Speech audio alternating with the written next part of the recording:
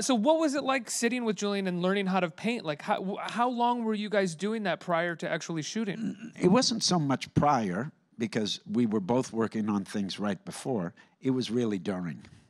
And, you know, he did just what you would imagine. He showed me the materials, how to work with them, and then very basic things like how to hold the brush, a kind of attitude. And then started getting more involved in things that were very important to change how I look at things. And the couple of things that I always talk about that I remember is he taught me to make marks. And this was particularly useful in painting the Van Goghs, because in the Van Goghs, you can see the individual brush marks. And as you're painting, you're making one mark at a time. There's no such thing as a bad mark. You have one mark, you make another one.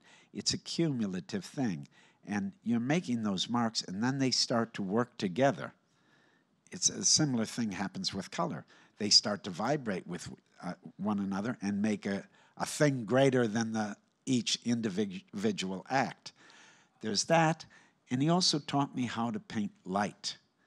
Rather than looking at you and trying to paint a good likeness of you, really paint what I see, you know, in terms of light and color. I see some white marks on the top of your head. Do you have white marks on your head? No, but it's the way the light's hitting you. I see a little red highlight here. I see almost a maroon there. I go with that. I start to paint, make those marks with those colors. And in time, it starts to, you see it very much in the movie when I paint the shoes. For a long time, it looks very bad. It looks like a little splotches, and it doesn't quite work. And then it becomes cumulative. And then all of a sudden, whoosh, it turns into something that isn't necessarily a good representation, isn't a good copy of what you're seeing, but captures something, it's sort of the essence of those shoes, at least to my mind.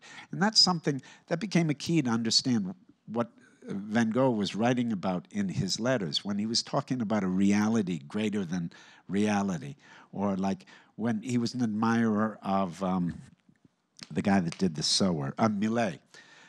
He said, Millet's sower has more humanity and grace than any sower in the field. He was talking about going past the surface of things and really seeing the essence of things. And then when you're in nature, of course, you're flirting with, you know, just understanding basically the rise and fall of things and what makes everything happen. You know, finding the eternal in what is temporal.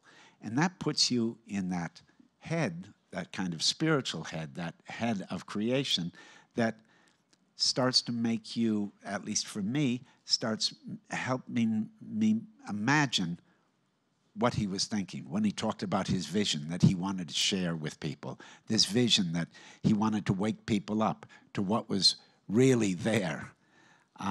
It's all very inspiring stuff for me, not just in terms of painting, but just how you look at life.